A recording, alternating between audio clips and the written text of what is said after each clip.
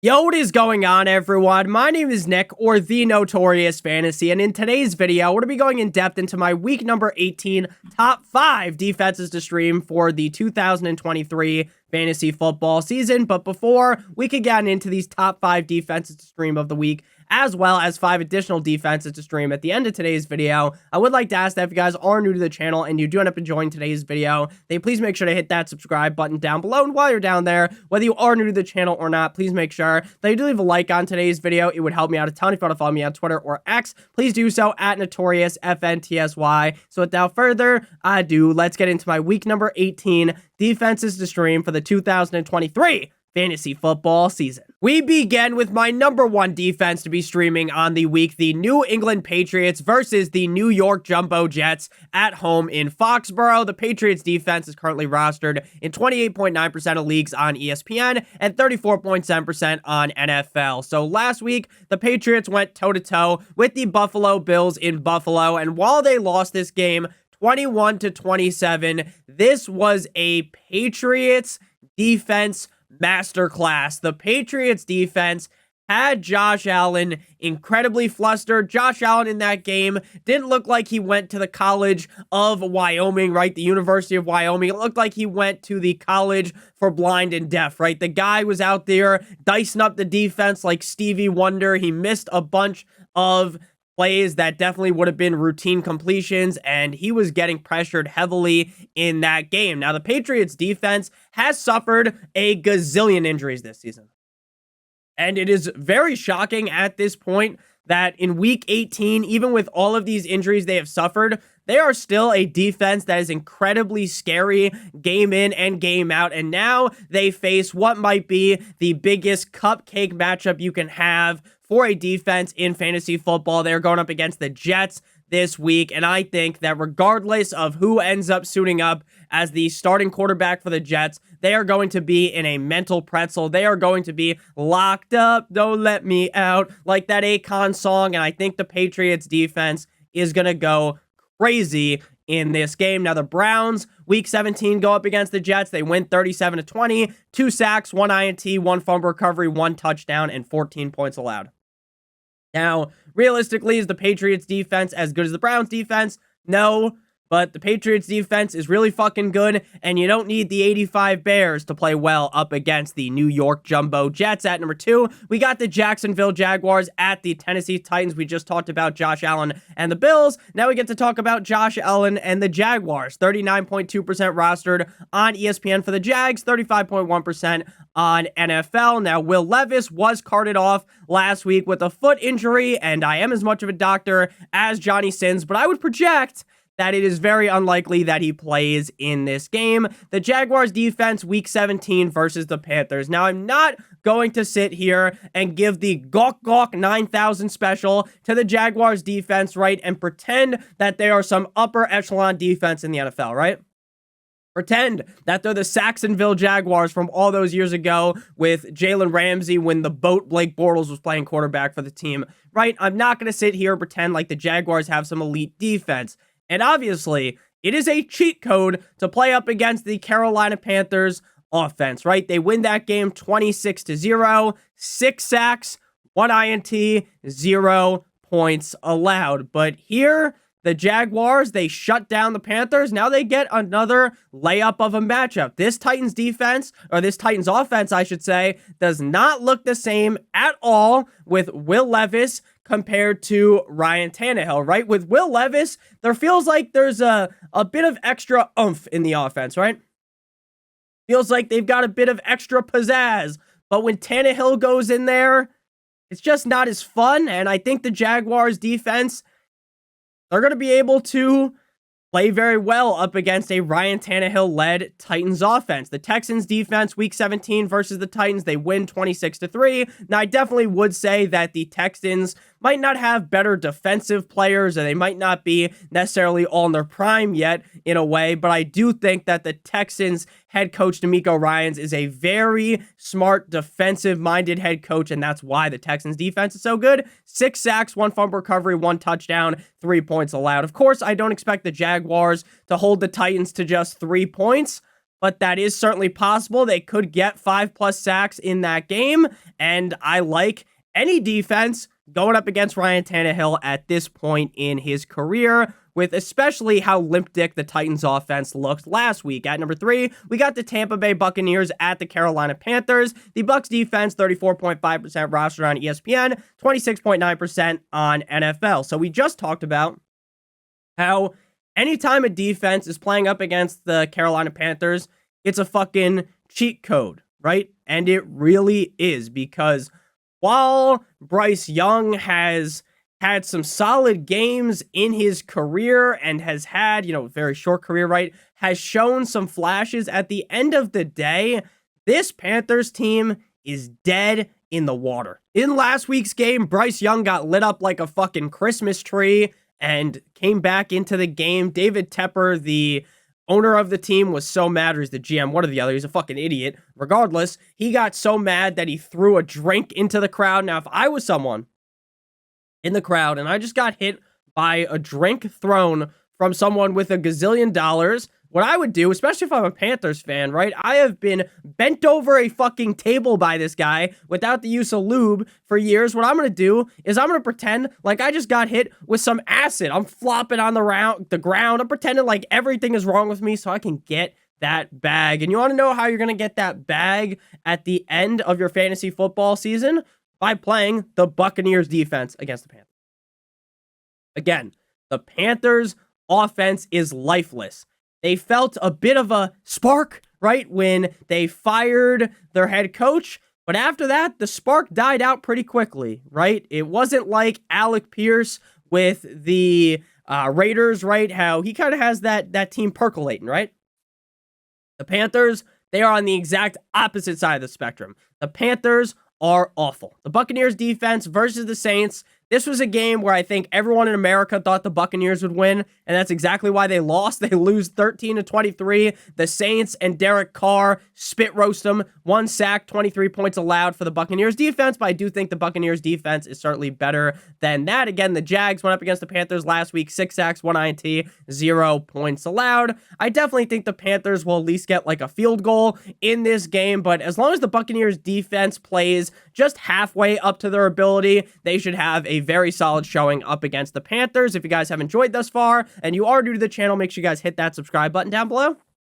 While you're down there, whether you are new to the channel or not, make sure you leave a like on today's video. It would help me out a ton. Next up, we move to defense to stream number 4, the Denver Broncos at the Las Vegas Raiders. In Viva Las Vegas, the Denver Broncos defense currently rostered in 27.8% of leagues on ESPN, 22.5% on NFL. Now, the Broncos defense beats down on Easton Stick last week, winning 16-9 at home in Denver. 1 sack, 1 fumble recovery, 9 points allowed. The quintessential battle of mid, Easton Stick versus Jarrett Stidham, was run by Stidham. But again, it wasn't really because the Broncos had this masterclass offensive performance, right? Going from Russ to Stidham put that real jolt in the offense. That didn't really happen. It's just kind of the Chargers suck donkey cock. So the Broncos win. The Broncos defense has been very up and down all season. We remember early on in the season when they got spit roasted by the Dolphins, and then they kind of had this emergence. And then recently they've been just hot and cold, right? Some weeks the Broncos defense looks solid. Other weeks the offense or the defensive performance is pretty flaccid. Going up against the Raiders, though, is definitely a pretty solid matchup for this Broncos defense. I expect this to be another one of those games, kind of like the Broncos played in last week, right? The Broncos win 16-9. It wouldn't surprise me if the Raiders won 16-9 or the Broncos won a 16-9 game, right? Very low scoring. Probably a game that you'd rather go watch your fucking wall paint dry over watching it. The Colts defense versus the Raiders last week. The Colts win 23-20, 2 sacks, 20 points allowed. Again, the biggest problem with the Broncos defense, and if I was to try and rank these defenses, which I do, the reason why they aren't ranked higher is because of the fluctuation of defensive play. Like I say, some games, the defense really shows up. Other games, they do their best John Cena impression and you can't see them.